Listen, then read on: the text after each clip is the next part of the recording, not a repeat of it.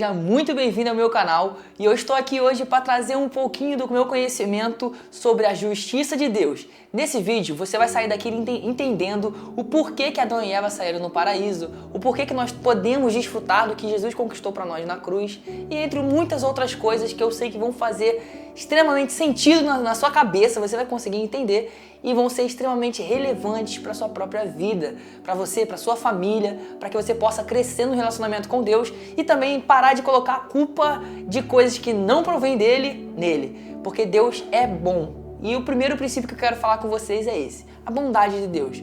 A palavra diz que Deus é bom e Ele é bom o tempo inteiro. Então, não pode sair de uma mesma fonte água doce e água salgada. Da mesma forma, não pode sair de Deus algo ruim, ainda que tenha uma motivação boa. Em Gênesis, quando Deus cria o homem, Adão e Eva, Ele não cria Adão e Eva com doenças, fome, miséria, tristeza, depressão, problemas psicológicos. Ele não coloca nada disso em nós.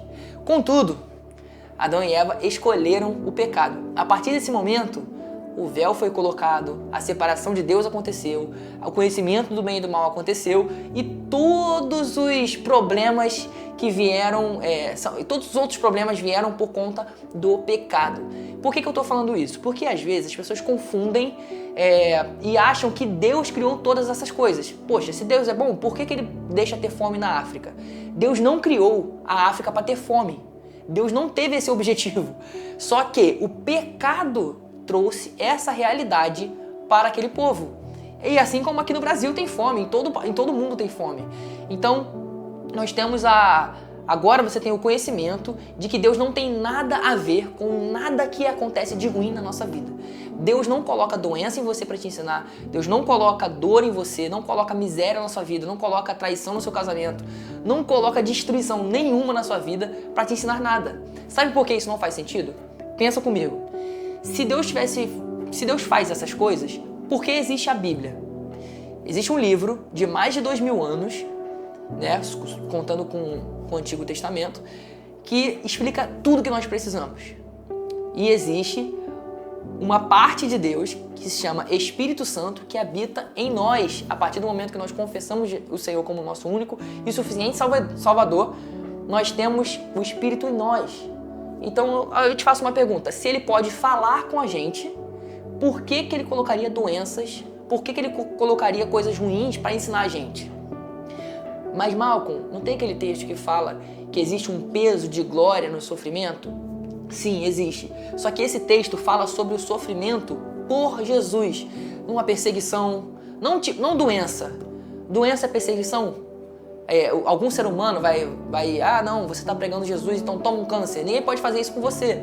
Então, essas coisas, elas vêm do mal, vêm de Satanás. Então, nós temos o direito legal, por isso que se chama justiça de Deus, que eu estou conversando com vocês. Nós temos o direito legal de reivindicar o que nós temos o direito. Porque o que acontece? A partir do momento que Jesus morre e ressuscita, Ele nos devolve aquela realidade que existia lá no Jardim do Éden. Então, a partir daquele momento ali, Ele devolveu à humanidade inteira essa possibilidade. Isso diz o quê? Que tem pessoas que podem ir para o inferno com a dívida paga. Porque Jesus pagou, Ele levou sobre si o pecado.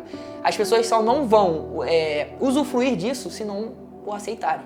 E aí elas acabam não estando dentro dessa realidade. Aí sim, o mal acontece na vida dessa pessoa, ela está desprovida, porque ela está debaixo da cobertura da obra de salvação de Jesus.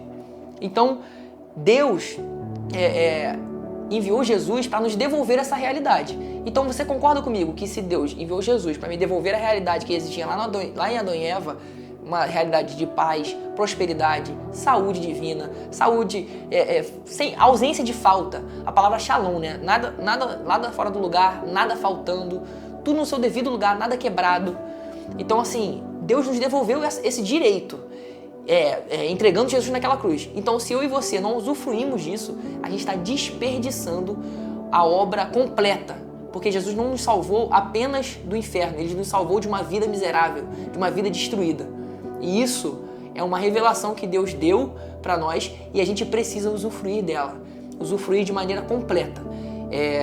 Pra gente terminar, eu queria falar algo que tocou meu coração e eu queria falar isso no primeiro vídeo.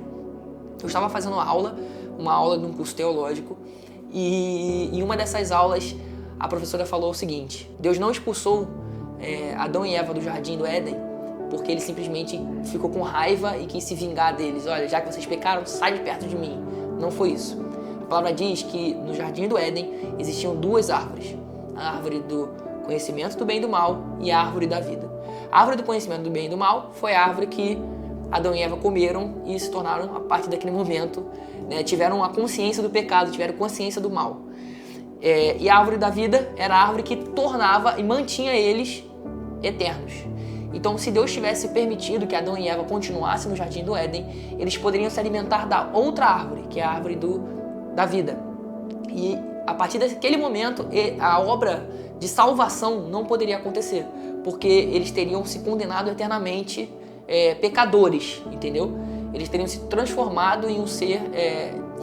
não ia ser possível enviar Jesus, porque eles iam se alimentar da outra árvore, e aí a obra de salvação seria ali cancelada. Então Deus não os tirou de lá por ódio, pelo contrário, foi por amor.